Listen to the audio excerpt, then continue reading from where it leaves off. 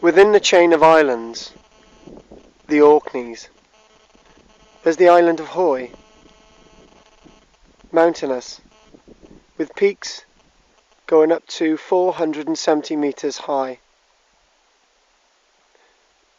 One of the valleys that is formed between these peaks is Berrie Dale Wood, one of the most ancient woodlands to be found anywhere in Great Britain. The locals believe that this woodland is 3,000 years old. Coming here today, with a party of my students, we were unable to access the woods, marshy, boggy landscapes to get to it.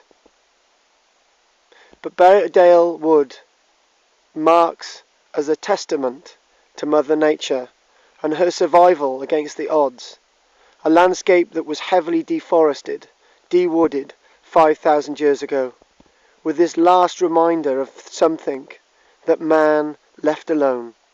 This is Karl-James Langford reporting at Berrie Dale Wood, Hoy, Orkneys.